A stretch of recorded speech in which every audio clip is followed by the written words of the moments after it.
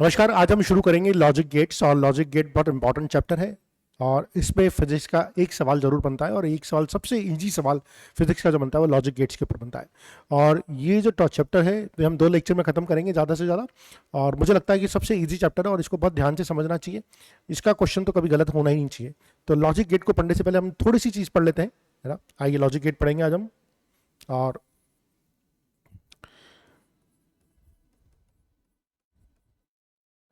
देखिए, आपने अभी तक और एसी पढ़ा होगा, उसमें आपने ऑल्टरनेटिंग करंट पढ़ा था, ठीक है। ऑल्टरनेटिंग करंट की वैल्यू अपने पढ़ी थी V naught sine omega T होती है, जो टाइम के साथ वेरी करती होती है, यानी कि अलग अलग टाइम पर अलग अलग वैल्यू होती है। और लेट्स से कि ये मैक्सिमम वैल्यू इसकी 5 वोल्ट है और मिनिमम वैल्यू इसकी 0 वोल्ट है। तो हमने देखा था कि इसको अपन बोलते हैं एनालॉग सिग्नल बोलते हैं, इसको अपन बोलते हैं एनालॉग सिग्नल बोलते हैं। और इस एनालॉग सिग्नल की जो वैल्यूज होती है वो मल्टीपल वैल्यूज होती है, इनफाइनाइट वैल्यूज होती है, अलग अलग टाइम पर अलग अलग वैल्यूज होती है, ठीक है। और पर अगर वहीं पर मैं डिजिटल सिग्नल की बात करता हूँ, डिजिटल सिग्नल क्या होता है? डिजिटल सिग्नल भी 5 वोल्ट होता है, पर लेकिन इसके 2 ही लेवल होते हैं, या तो 5 वोल्ट होता है या फिर 0 लेवल होगा, या तो 5 वोल्ट होगा या 0 होगा। तो ये 5 वोल्ट है, ठीक है, इसको मैं 1 बोल देता हूँ। और ये 0 लेवल 0 वोल्टेज को मैं 0 बोल देता हूँ, यानी कि 1 मतलब हो गया हाई, इसको बोल दूंगा हाई, और इस 0 का मतलब बोल देगा इसको लो। तो ये 1, ये 0, ठीक है। तो इसमें सिर्फ डिजिटल सिग्नल में जो होती है सिर्फ 2 वैल्यूज होती है, ओनली देयर आर 2 वैल्यूज, ठीक है। सिर्फ 2 वैल्यूज होती है और इनको हम डिस्क्रीट वैल्यूज भी बोलते हैं, जिनको हम डिस्क्रीट वैल्यूज भी बोलते हैं। तो बहुत बेसिक इंट्रोडक्शन है। एनालॉग सिग्नल अपने पढ़ा हुआ है, जो अपने ऑल्टरनेटिंग करंट में लगाते हैं, जो टाइम के साथ वेरी करता है। डिजिटल सिग्नल की हम बात करते हैं, डिजिटल सिग्नल में या तो हाई होता है या लो होता है, बीच की कोई वैल्यू होती नहीं है, सिर्फ 2 वैल्यूज होती है इसकी, ठीक है। और हाई वैल्यू को अपन 1 से रिप्रेजेंट करते हैं और लो वैल्यू को अपन 0 से रिप्रेजेंट करते हैं, ठीक है। और इनको स्टडी करने के लिए अपन को जो एलजेब्रा पढ़नी पड़ती है, इनकी जो मैथमेटिक्स होती है वो डिफरेंट होती है और इसको अपन बोलते हैं बूलियन एलजेब्रा, बूलियन एलजेब्रा बोलते हैं। तो अपन बूलियन एलजेब्रा पढ़ने से पहले अपन पढ़ते हैं कि लॉजिक गेट क्या होता है। तो लॉजिक गेट में क्या होता है? एक बेसिक एक डिवाइस होता है जिसमें इनपुट होता है और एक आउटपुट होता है। तो ए और बी 2 इनपुट हो सकते हैं इसमें, और एक वाई होता है जो आउटपुट होता है। तो ये हमारा लॉजिक गेट होता है। लॉजिक गेट क्या करता है? इनपुट और आउटपुट, इनपुट और आउटपुट जो सिग्नल्स होते हैं उनके बीच में रिलेशनशिप बनाता है। वो रिलेशनशिप एडिशन का हो सकता है, वो रिलेशनशिप मल्टीप्लिकेशन का हो सकता है, वो रिलेशनशिप इन्वर्जन का हो सकता है। तो लॉजिक गेट इनपुट और आउटपुट सिग्नल के बीच में एक रिलेशनशिप देता है, एक मैथमेटिकल रिलेशनशिप देता है। वो लॉजिक गेट की सिंपल डेफिनेशन होती है, ठीक है। अब जब हम लॉजिक गेट को पढ़ेंगे तो हमें इससे पहले थोड़ी सी बूलियन अलजेब्रा भी पढ़नी पड़ेगी, ठीक है। इससे पहले थोड़ी सी बूलियन अलजेब्रा भी हमें पढ़नी पड़ेगी लॉजिक गेट को पढ़ने से पहले, ठीक है। आइए, अब बूलियन अलजेब्रा में बहुत सारी चीजें होती है, लेकिन हमारे लिए जो काम की है, हमारे लिए जो काम की है वो है एडिशन, मल्टीप्लिकेशन, मल्टीप्लिकेशन और नॉट। ये 3 चीजें हमारे लिए काम की है सिर्फ, बाकी हमारी चीज कोई काम की नहीं है। एडिशन क्या है? अगर मैं 1 + 0 करूंगा तो 1 आएगा, 0 + 1 करूंगा तो 1 आएगा, ठीक है। और ऑब्वियसली 0 + 0 करूंगा तो 0 आएगा, और 1 + 1 करूंगा तो भी 1 आएगा। अब इसका क्या मतलब है? अगर किसी नंबर को उसी में जोड़ेंगे तो वही नंबर आएगा। देखिए, अब 0 + 0 किया तो 0 आया, 1 + 1 किया तो 1 आया। तो मैं जनरल फॉर्म में ये लिख सकता हूं कि a + a करूंगा तो भी a ही आएगा, a + a करूंगा तो a ही आएगा। साथ में ये भी लिख सकता हूं, अगर किसी नंबर में, देखिए यहां पर आप किसी नंबर में अगर 1 ऐड करूंगा, किसी नंबर में अगर 1 ऐड करूंगा तो हमेशा 1 आएगा, यानी कि a + 1 will always give you 1। और इसी तरह से अगर किसी नंबर में हाँ, ये तो निकल गया कि a + 1 हमेशा 1 आएगा। और अगर मैं किसी नंबर में 0 ऐड करता हूं, a + 0 ऐड करता हूं तो हमेशा a आता है। आप देख सकते हैं, अगर किसी नंबर में सेम नंबर ऐड करूंगा तो सेम नंबर आएगा, 1 + 1 1 ही आया, 0 + 0 0 ही आया। और किसी नंबर में अगर 1 ऐड करता हूं, जैसे 0 में 1 ऐड किया तो 1 आया, 1 में 1 ऐड किया तो भी 1 आया, यानी a + 1 will always give you 1। Similarly इसी तरह से अगर किसी नंबर में 0 ऐड करता हूं, देखिए 1 में 0 ऐड किया तो हमेशा a ही आया, ठीक है। और यस, और 0 में भी 0 ऐड किया तो भी यही आएगा। तो ये हम सिंपल जो बूलियन अलजेब्रा का एडिशन रूल होता है उसको समझ सकते हैं। आइए मल्टीप्लिकेशन में चलते हैं। मल्टीप्लिकेशन क्या बोलता है? मल्टीप्लिकेशन बोलता है 1.1 इज 1, 1.1 इज 1, और बाकी सब 0.1 0, 1.0, 0, 0.0, यानी कि अगर 1 को 1 से मल्टीप्लाई करूंगा तो ही 1 आएगा, बाकी सब केस में 0 आएगा। अब इसको भी जनरल फॉर्म में अगर हमें चेंज करना हो, जनरल फॉर्म में चेंज करना हो तो हम कैसे करेंगे? मैं बोल सकता हूं a.1, a.1 क्या हो सकता है? a 0 भी हो सकता है, 1 भी हो सकता है। अगर 0.1 होगा तो 0 आएगा, 1.1 होगा तो 1 आएगा। यानी कि किसके ऊपर डिपेंड कर रहा है? ये डिपेंड कर रहा है कि a की क्या वैल्यू है। अगर a की वैल्यू 0 है तो ये 0 आएगा, a की वैल्यू 1 है तो ये 1 आएगा। तो a.1 इक्वल टू a, ये एक इंपॉर्टेंट रिलेशनशिप है। इसी तरह से ये भी लिख सकते हैं a.0, a.0 जो होगा, मेरे ख्याल से दिख रहा होगा, a.0 होगा वो हमेशा 0 आएगा। a.0 जो आएगा हमेशा ही 0 आएगा। इसी तरह से मैं बात कर सकता हूं a.a हमेशा ही a आएगा। आप देख सकते हैं 1.1 1 आ रहा है, 0.0 0 आ रहा है, तो अगर दोनों जगह a है तो उसका प्रोडक्ट हमेशा सेम आएगा। ठीक है, अब नॉट की बात कर लें। नॉट मतलब क्या होता है? 1 का नॉट यानी 1 का reverse. There are only 2 values, या तो हाई वैल्यू है लो वैल्यू है। तो 1 का जो रिवर्स होगा वो 0 होगा और 0 का जो नॉट होगा वो 1 होगा। ये सिंपल सी वैल्यू है। और इसको अगर हम जनरलाइज फॉर्म में लिखेंगे, अगर मैं इसको जनरलाइज फॉर्म में लिखूंगा तो a का डबल नॉट, नॉट का नॉट, a के बार के ऊपर बार, वो वापिस a मिलेगा। इसमें भी कोई दिक्कत नहीं आनी चाहिए। दूसरा, अगर a में a बार ऐड करूंगा तो क्या मिलेगा? देखिए a में a बार ऐड करूंगा तो हमेशा 1 मिलेगा, क्योंकि अगर a की वैल्यू 1 होती है तो 1 + 0 1, a की वैल्यू 0 होती है तो 0 + 1 1। ठीक है, इसी तरह से इसमें एक और चीज आ जाती है जिसको बोलते हैं हम a.a बार, यानी कि 1 को 0 से मल्टीप्लाई करूंगा तो 0 मिलेगा।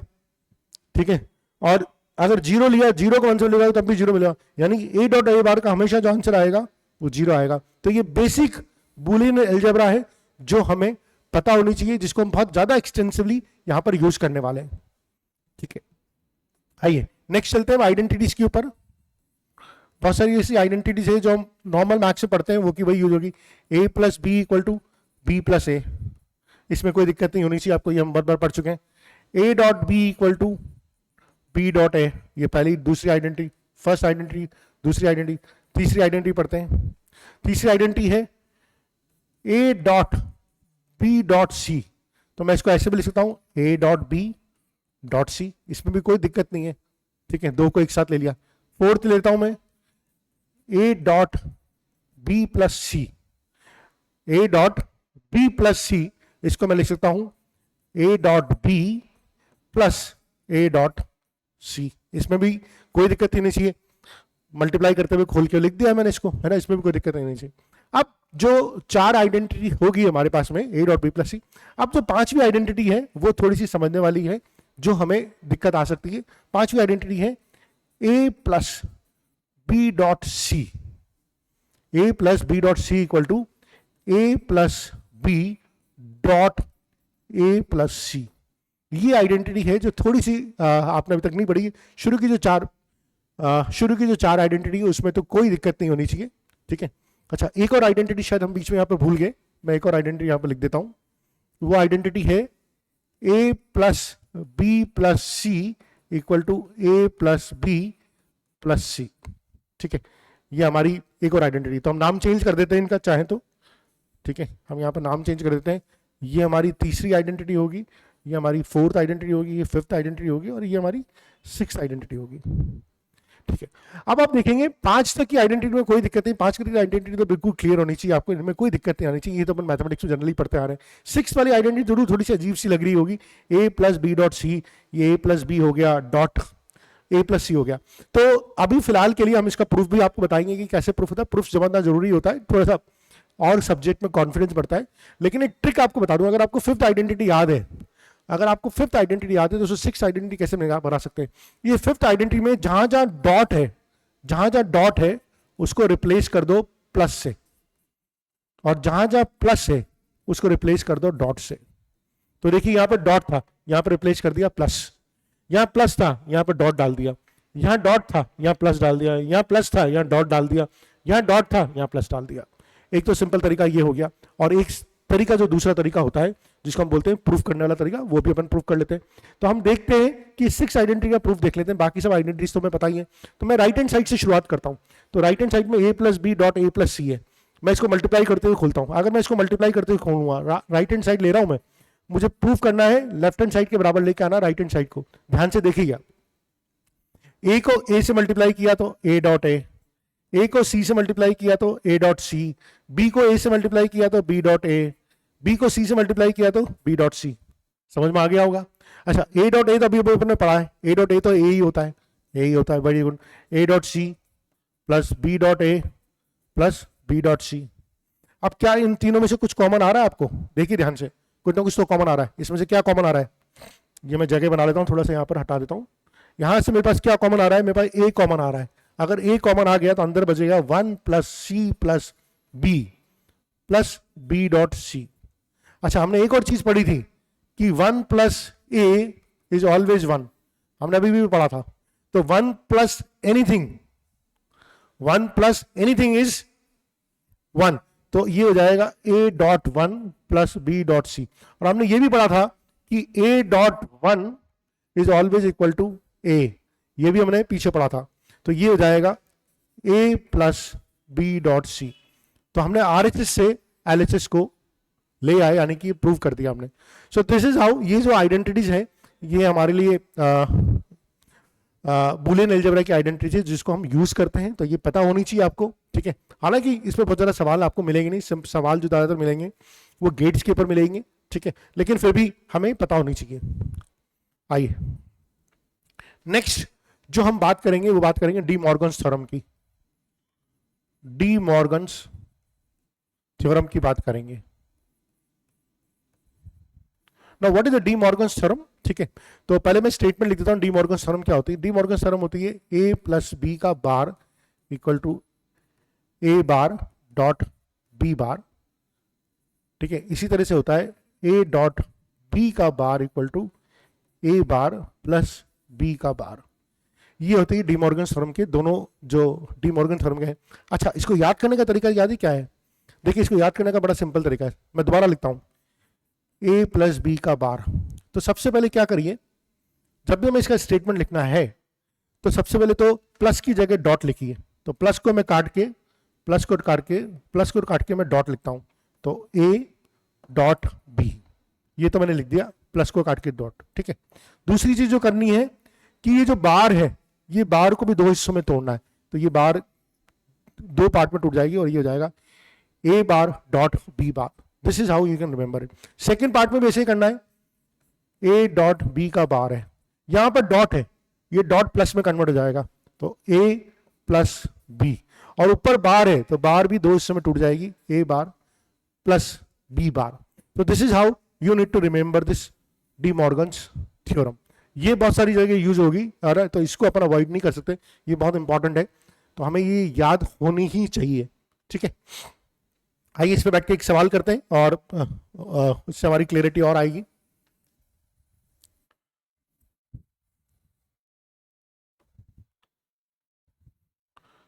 तो ये हमारी डी मॉर्गन्स थ्योरम है, इसको हम यहाँ पर साइड में लिख लेते हैं, ठीक है, क्योंकि हम सवाल करेंगे तो वहां पर अभी यूज होगी, ठीक है।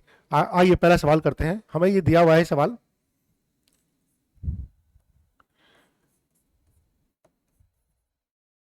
a bar dot b plus a dot b बार इसका होल बार, इसकी वैल्यू निकालनी है हमें। अब हमें डी मॉर्गन थ्योरम लगानी है। देखिए अब कैसे लगाते हैं, a bar dot b plus a dot b बार का होल बार। अब देखिए कैसे डी मॉर्गन थ्योरम लगाते हैं। पहली बात तो इसमें डी मॉर्गन थ्योरम कौन सी लगेगी? सबसे पहले तो हमें प्लस वाली लगाएंगे, प्लस वाली डी मॉर्गन थ्योरम लगाएंगे। क्या समझ में आ रहा है? प्लस वाली डी मॉर्गन थ्योरम लगाएंगे। अगर प्लस वाली डी मॉर्गन थ्योरम लगाएंगे तो ये पार्ट अलग हो जाएगा, बीच में डॉट आ जाएगा, ये वाला पार्ट अलग हो जाएगा। देखिए कैसे हो जाएगा, a बार डॉट b, और यहां पर क्या हो जाएगा, डॉट लगेगा, plus a dot b bar, ठीक है। तो हमने क्या बोला था, प्लस की जगह डॉट लगेगा, प्लस की जगह डॉट लगेगा, और ऊपर की जो बार है वो टूट जाएगी, यानी ऊपर की बार एक बार इसके ऊपर आ जाएगी और एक बार इसके ऊपर आ जाएगी। क्या ये समझ में आया? डी मॉर्गन थ्योरम को मैंने अप्लाई किया। देखिए क्या था, यहां पर प्लस था, प्लस की जगह आ गया डॉट। देखिए प्लस की जगह क्या आ गया, डॉट, और ए की जगह ए पूरा लिख दिया, यहां पर ए पूरा का पूरा ये है, ए लिख दिया, और ये बड़ी बार टूट के छोटी बार में कन्वर्ट हो जाएगी, तो बड़ी बार टूट के छोटी बार में कन्वर्ट होगी। इसी तरह से ये बी है, यहां पर बी था तो ये बी बार हो गया, तो यहां पर ये पूरा का पूरा बी है, तो ये पूरा का पूरा बी यहां पर आ गया, उसके ऊपर बार लगी। This is how we have to do it.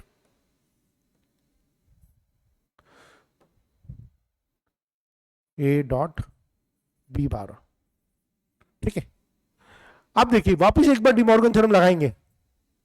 अब देखिए अब सेकेंड वाली डिमॉर्गन थ्योरम लगाएंगे, वो क्या बोलती है, अगर बीच में डॉट हो तो अलग अलग लिख दो, प्लस लगा दो और उनके ऊपर बार को तोड़ के लिख दो। तो मैं क्या करूंगा, इसके अंदर डिमॉर्गन थ्योरम लगाऊंगा, तो ए बार और बी को अलग अलग लिख दिया, ये अंदर के एलिमेंट थे, डॉट की जगह प्लस कर दिया, डॉट की जगह प्लस कर दिया, और बार ऊपर थी उसको तोड़ के अलग अलग बार बना दिया, यानी इसके ऊपर 2 बार हो जाएगी, इसके ऊपर 1 बार हो जाएगी। क्या ये समझ में आया? ठीक है। अभी भी यहाँ बीच का डॉट, तो बीच का डॉट चल ही रहा है, बीच के डॉट को नहीं छेड़ना, मैं ऑपरेशन विस में कर रहा हूं। यहाँ देखिए ए डॉट बी बार है, ए डॉट बी बार है, ए को अलग किया, बी बार को अलग किया, बीच में डॉट की जगह क्या है, ये डॉट है, चेंज करूंगा तो प्लस लगाऊंगा, और बड़ी बार को तोड़ के इस पे भी 1 बार लग जाएगी, इस पे भी 1 बार लग जाएगी। इस तरह से हम करूंगा। अब देखिए अगर किसी के ऊपर डबल बार होती है तो इसका मतलब है कि वो सेम है, ए प्लस बी बार डॉट, ये हो जाएगा ए बार, इसके ऊपर 2 बार है, ये हो जाएगी बी। मल्टीप्लाई कर लीजिए, मल्टीप्लाई कर लेंगे तो आ जाएगा A bar plus A B plus B bar A bar plus B B bar. आया समझ में? अच्छा, हमने पहले पढ़ा था ए बार, ए बार हमेशा इसकी वैल्यू 0 होती है, बी बार इसकी वैल्यू भी 0 होती है। तो फाइनली हमारा आंसर आ गया ए बार B bar. B bar A बार लिखो या ए बार बी बार लिखो, कोई फर्क नहीं पड़ता, ये हमने पहले भी पढ़ा हुआ है। सो this is the final answer, और इस तरह से हम डी मॉर्गन थ्योरम को अप्लाई करना सीखेंगे। ठीक है, मेरे ख्याल से इसमें कोई दिक्कत नहीं होगी। ठीक है, आइए एक और एग्जाम्पल लेते हैं। Let's take one more example. एक और एग्जाम्पल लेते हैं, और ये एग्जाम्पल क्या बोल रहा है, मैं आपको 4 ऑप्शन बता रहा हूं और आपको बताना है कि कौन सा करेक्ट है कौन सा रॉन्ग है। Which of the 4 is wrong, ये आपको बताना है। Which of the 4 is wrong. तो पहला लिखा मैंने ए डॉट बी बार, इसका बार, ठीक है, equal to A plus B. This is my option number 1। Option number 2 है A bar plus B bar, इसका complete bar equal to A B, ये सेकेंड ऑप्शन है। ठीक है, थर्ड ऑप्शन है मेरा ए डॉट बी का बार और उसका भी एक और bar equal to A B, और फोर्थ ऑप्शन है मेरे पास 1 bar plus 1 bar 1 plus 1 bar plus 1 bar equal to 1। ये 4 ऑप्शन है, हमें बताना है कि इसमें से कौन सा गलत है। ठीक है, कौन सा गलत है। ठीक है, आइए चलो एक एक करके चेक करते हैं। ठीक है, एक एक करके चेक करते हैं। देखिए हमारा डी मॉर्गन थ्योरम क्या था, एक बार दोबारा लिख लेते हैं। डी मॉर्गन थ्योरम को यहाँ पर लिख लेते हैं। आइए पीछे चलते हैं, याद करते हैं। ये डी मॉर्गन थ्योरम था। ओके, तो हमारा डी मॉर्गन थ्योरम था ए प्लस बी का bar equal to A bar dot B bar, और एक और हमारा था ए डॉट बी का bar equal to A bar plus B का बार। ये डी मॉर्गन थ्योरम था हमारा। ठीक है,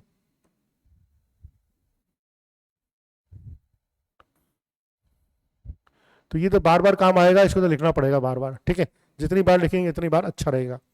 आइए अब देखिए, अगर मैं इसमें ये लगाता हूं ए बार डॉट बी बार, अगर मैं इसमें ये लगाता हूं तो सबसे पहले तो अंदर का ए बार बी बार एच डी जाएगा, डॉट की जगह क्या हो जाएगा, प्लस हो जाएगा। होगा नहीं होगा, डॉट की जगह प्लस हो जाएगा। ऊपर बड़ा बार टूटेगा तो ये एक एक छोटा बार इन दोनों के सिर पे आ जाएगा, और किसी के ऊपर 2 बार हो तो इसका मतलब है कि वही वैल्यू आएगी, इसके ऊपर 2 बार है तो इसके लिए जाएगी। यानी कि पहला वाला तो हमारा बिल्कुल सही है। दूसरे वाले को देखिए, दूसरे वाले में भी डी मॉर्गन थ्योरम लगाते हैं। यहां पर ए बार प्लस बी बार है, तो ए बार लिख लिया मैंने, बी बार लिख लिया, प्लस की जगह क्या करूंगा, डॉट लगाऊंगा। वेरी गुड, डॉट लगा दिया। बड़ी बार को तोड़ूंगा, एक छोटी बार इस पे लगेगी, एक छोटी बार इस पे लगेगी, ये क्या हो जाएगा, ए डॉट बी। तो दूसरा भी हमारा सही है। ये तो हमने पहले ही पढ़ा था, किसी के ऊपर 2 बार लगी हुई तो वो ओरिजिनल आता है। तो तीसरा भी सही है। तो ऑब्वियसली ये 4th ही होगा जो गलत होगा, लेकिन हम सॉल्व करके देख लेते हैं। 1 बार 0, 1 बार 0, और 0 प्लस 0 तो हमेशा 0 आता है, 1 तो आता ही नहीं है. सो this is the wrong answer, this is the wrong answer. In fact अगर हमें OMR में भरना होगा तो हमें 4 भरना होगा. ठीक है, 1 2 3 मत भर दीजिएगा, क्योंकि वो करेक्ट है, जबकि उसने पूछा था कि इसमें से कौन सा गलत है. तो ये हमें समझना होगा. ठीक है, अब हम बात करते हैं लॉजिक गेट्स की, है ना. ये बेसिक बूलियन अलजेब्रा हमारे लिए बहुत इंपॉर्टेंट थी समझना.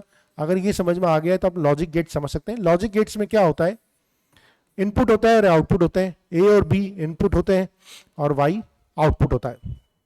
तो हम बहुत सारे तरह के लॉजिक गेट्स यहाँ पर समझने की कोशिश करेंगे. ठीक है, और तो ये हमारे आइए, ये बेसिकली हमारे लॉजिक गेट है. लॉजिक गेट्स, है ना. 2 इनपुट होता है, एक आउटपुट होता है. 2 भी हो सकते हैं, एक भी इनपुट हो सकता है. ठीक है, सबसे पहले हम बात करेंगे टाइप ऑफ गेट्स की. कितने तरह के गेट्स होते हैं हमारे पास जो हमारे लिए काम के होते हैं, जो हमारी सिलेबस के अकॉर्डिंग से काम से होते हैं. तो सबसे पहले तो हम बात करते हैं basic gates. Basic gates, basic gates होते हैं और गेट, एंड गेट और नॉट गेट. तो हमारे जो बेसिक 3 फंक्शन थे जो मैंने आपको पहले कवर किए थे, एडिशन का, सम करने का, एंड मतलब मल्टीप्लिकेशन करने का, और ये नॉट मतलब जो नॉट किया था आपने, इन्वर्ट किया था. ये 3 हमने जो फंक्शन पढ़े थे, हर एक फंक्शन के ऊपर एक गेट बेस्ड है. तो सम के ऊपर और बेस्ड है, मल्टीप्लिकेशन के ऊपर एंड बेस्ड है, और इन्वर्टेशन के ऊपर नोड बेस्ड है. तो ये हमारे बेसिक गेट्स होते हैं. ठीक है, इसके बाद आते हैं हमारे यूनिवर्सल गेट्स. इसके बाद आते हैं हमारे universal gate. Now what are the universal gates? Universal gate जो हमारे होते हैं, 2 तरह के गेट होते हैं. एक बोलते हैं नोर गेट और एक बोलते हैं नैंड गेट. नॉट गेट क्या होता है? इसे नाम से बता रहा है, नॉट प्लस और. इसको ज्यादा डिटेल में हम जब नैंड गेट पढ़ेंगे तब पढ़ेंगे. और नैंड गेट होता है नॉट प्लस एंड. ये हमारा यूनिवर्सल गेट होता है. तो 2 हमारे यूनिवर्सल गेट हो गए, एक तो नोर हो गया और एक हमारा नैंड हो गया. तीसरा हमारा जो गेट आता है वो आता है स्पेशल गेट्स. तीसरे हमारे जो गेट्स आते हैं वो आते हैं special gates. Now what are those special gates? उनके बारे में भी हम बाद में पढ़ेंगे, लेकिन हमें पता होना चाहिए क्या होता है. हमारे जो स्पेशल गेट्स होते हैं, एक होता है एक्सक्लूसिव और गेट. एक्सक्लूसिव और गेट होता है. ठीक है, और इसको हम बोलते हैं एक्सॉर. इस गेट को हम बोलते हैं एक्सॉर भी बोलते हैं. और एक होता है एक्सक्लूसिव, एक होता है हमारा एक्सक्लूसिव नॉर गेट. एक होता है एक्सक्लूसिव नॉर गेट और इसको हम बोलते हैं एक्सनॉर. इस गेट को हम बोलते हैं एक्सनॉर. तो ये भी हम डिटेल में पढ़ेंगे जब हम गेट्स के बारे में और डिटेल में पढ़ेंगे. ठीक है, तो मेरे ख्याल से ये टाइप ऑफ गेट्स के बारे में पढ़ेंगे हम. बेसिक गेट्स, यूनिवर्सल गेट और स्पेशल गेट्स. और यूनिवर्सल गेट्स का मतलब क्या होता है ये भी हम समझेंगे. यूनिवर्सल गेट को यूज करके हम कोई सा भी गेट बना सकते हैं, ये भी हम सीखेंगे. और कैसे और गेट, एंड गेट और नॉट गेट को यूज करके बाकी सब गेट्स बना सकते हैं, ये भी हम सीखेंगे. याद रखिए गेट का क्या पर्पज होता है. गेट का पर्पज होता है इनपुट और आउटपुट में कोई रिलेशनशिप स्टैब्लिश करना, कोई पर्टिकुलर मैथमेटिकल फंक्शन को कोई वैल्यू लेके आना, वो हमारा गेट का पर्पज है. ठीक है, हम सबसे पहले हमारा जो सिंपल गेट होता है और गेट पढ़ेंगे.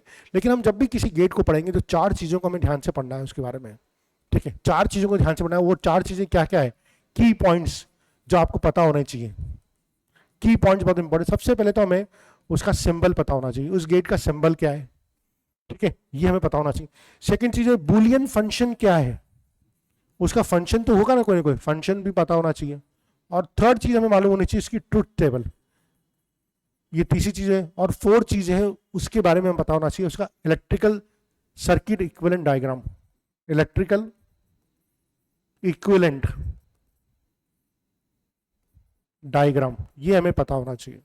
ये 4 चीजें हमें किसी भी गेट के बारे में पता होनी चाहिए जब हम पढ़ने की बात कर रहे हैं, है ना. तो ये 4 चीजों को हम साथ में लेते हुए चलेंगे और अब पढ़ाई शुरू करते हैं. ठीक है, तो सबसे पहले हम पढ़ते हैं और गेट. आइए आते हैं और गेट पे. बहुत सिंपल सा और गेट है.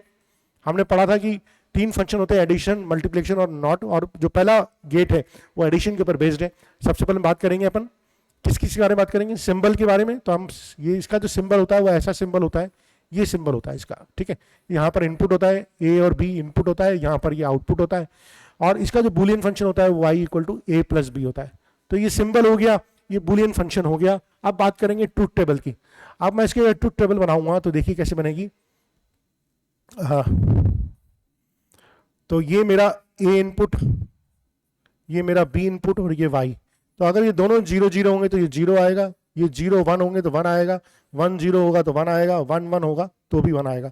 तो आप देख सकते हैं अगर कोई भी एक इनपुट हाई है, कोई भी एक इनपुट हाई है तो वाई भी हाई है। बहुत इंपॉर्टेंट चीज है, आप लिख सकते हैं, नोट डाल के भी लिख सकते हैं, यहां पर कहीं पर नोट डाल के लिख सकते हैं, if any one input is high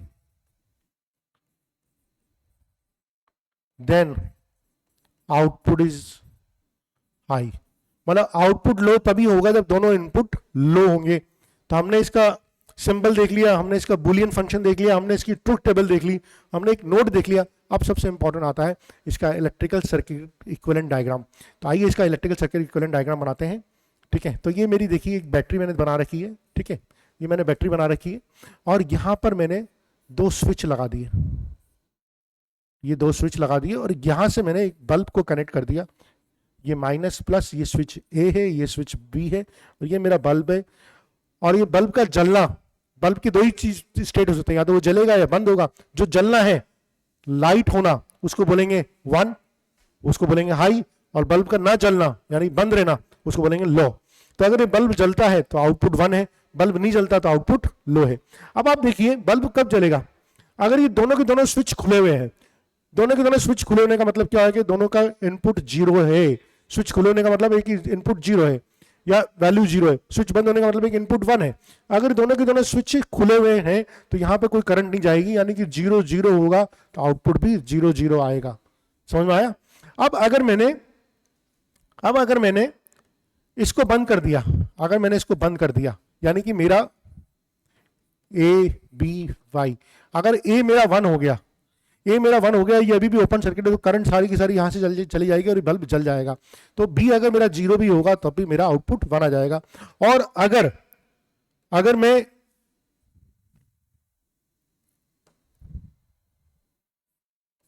वापिस ओपन कर देता हूं, अब मैं इसको बंद कर देता हूं, अगर मैं इसको बंद कर दिया 0 को 0, ये तो ओपन है अभी भी, ए तो अभी भी ओपन है, बी को बंद कर दिया तभी भी आउटपुट, तभी भी बल्ब ऑन हो जाएगा।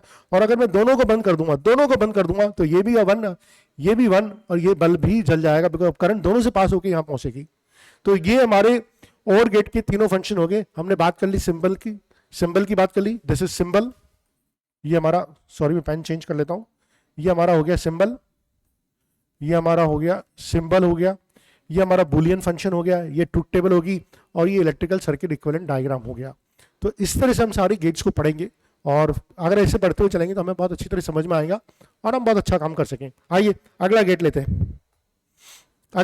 हम AND gate. What is AND gate? हमने बताया था और गेट जो होता है वो एडिशन के प्रिंसिपल पे होता है, एंड गेट जो होता है वो मल्टीप्लिकेशन के प्रिंसिपल पे होता है। हम सबसे पहले इसका सिंबल चेक करेंगे। इसका जो सिंपल होता है वो डी शेप में होता है, ये डी शेप में इसका सिंपल होता है। ये ए और बी इनपुट है, ये वाई इसका आउटपुट है। इसका जो फंक्शन होता है, बुलियन फंक्शन होता है, वो होता है A dot B. Boolean function जो होता है ए डॉट बी होता है। और इसकी ट्रूथ टेबल बनाएंगे तो ए बी और वाई हमें मालूम है, अगर 0 दोनों इनपुट 0 होंगे तो ये भी 0 होगा, कोई भी एक इनपुट 0 होगा तो भी 0 होगा, ये 1 ये 0 तो भी 0, और ये आउटपुट 1 तभी आएगा जब दोनों इनपुट हाई होंगे। तो और वाले केस में हमने देखा था कोई भी एक इनपुट हाई है तो आउटपुट मिल जाता रहा, लेकिन यहां पर दोनों इनपुट हाई होने चाहिए तभी आउटपुट मिलेगा। ठीक है, तो ये 3 चीजें होंगी। अब इसके लिए हमें सर्किट इक्विवेलेंट डायग्राम देखना है। आइए इसका इलेक्ट्रिकल सर्किट इक्विवेलेंट डायग्राम देख लेते हैं। तो इलेक्ट्रिकल सर्किट इक्विवेलेंट डायग्राम इसका बहुत आसान है। ये इलेक्ट्रिकल सर्किट इक्विवेलेंट डायग्राम है इसका, माइनस प्लस ए बी और ये मेरा बल्ब है। अब आप देख सकते हैं अगर मैं ट्रूथ टेबल बनाऊंगा, अगर ये दोनों ही ओपन है, ए और बी दोनों ही ओपन है, तो दोनों की वैल्यू 0 है तो बल्ब तो जलेगा नहीं। बल्ब का जलना मतलब 1, बल्ब का ना जलना मतलब 0। अच्छा, इन दोनों में से कोई भी एक ओपन है, मान लीजिए ए ओपन है, बी को क्लोज करें, अगर बी को क्लोज भी कर दिया तो सर्किट तो कंप्लीट नहीं होगा, करंट तो फ्लो नहीं होगी। तो अगर इसको आप 0 भी कर देते हो, यानी इसको ओपन रख रखा है और बी को आपने बंद भी कर दिया तो करंट तो इसमें से फ्लो नहीं होगी, तो बल्ब तो अभी भी नहीं जलेगा। और अगर आपने बी को ए को बंद कर दिया, चलिए ए को बंद कर देते हैं, लेकिन बी अभी भी ओपन है, तब भी करंट फ्लो नहीं, तब भी जीरो हुआ। ये करंट तभी फ्लो होगी जब दोनों बंद होंगे, यानी कि दोनों क्लोज स्विच होंगे। क्लोज स्विच होने का मतलब दोनों की वैल्यू 1 1 होगी, तो 1 1 तब जाके ये 1 मिलेगा। So this is AND gate. ठीक है, मेरे ख्याल से समझ में आ गया होगा एंड गेट का। तो हमने सिंबल पढ़ा, हमने बूलियन फंक्शन पढ़ा, हमने ट्रुथ टेबल पढ़ी, हमने सर्किट इक्विवेलेंट डायग्राम पढ़ा। ठीक है, लॉजिकली समझते हुए चलेंगे तो आपको दिक्कत नहीं आएगी। आइए अब नॉट गेट के बारे में चलते हैं। What is not gate? तो नॉट गेट का सिंबल जो होता है वो सिंबल इस तरह का होता है, ये सिंबल होता है। ठीक है, नॉट गेट का जो सिंबल होता है वो इस तरह का सिंबल होता है। ठीक है, अच्छा सबसे खास बात इसमें क्या होती है, इसमें इनपुट एक ही होता है। नॉट गेट ऐसा गेट है जिसका सिर्फ एक ही इनपुट होता है, इसमें इनपुट एक ही होता है और आउटपुट तो ऑब्वियसली एक ही होता है। इसका जो बूलियन फंक्शन होता है वो होता है y equal to A bar, invert करने का काम करता है, इन्वर्ट करने का काम करता है।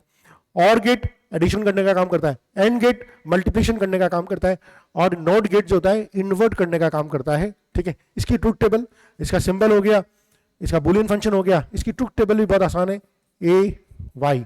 अगर ए 0 दूंगा तो बाहर 1 मिलेगा, 1 दूंगा तो 0 मिलेगा। ये इसकी सिंपल सी ट्रुथ टेबल बन गई। ठीक है, अब मजा आएगा इसके circuit equivalent diagram, electrical circuit diagram में। इलेक्ट्रिकल सर्किट डायग्राम में कैसे बनाऊंगा कि मैं स्विच को ओपन रखूं और बल्ब जल जाए। ओपन मतलब इनपुट 0 हो और बल्ब जल जाए। तो देखिए आप डायग्राम कैसे बनाएंगे। ये मेरा सप्लाई बैटरी, और यहां पर मैं ये स्विच लगा देता हूं और यहां से मैं एक बल्ब लगा देता हूं। ये मेरा है ए, ये मेरा वाई, ये माइनस प्लस बैटरी लगाई। अब क्या होगा, अगर ये स्विच मैंने ओपन किया हुआ है, अगर मैंने स्विच ओपन किया हुआ है, ओपन किया मतलब इसकी पोजीशन क्या है 0, इनपुट 0 है। अगर ये ओपन किया हुआ है तो जो करंट जाएगी वो सारी की सारी करंट बल्ब में से होकर निकल जाएगी, यानी कि बल्ब जल जाएगा।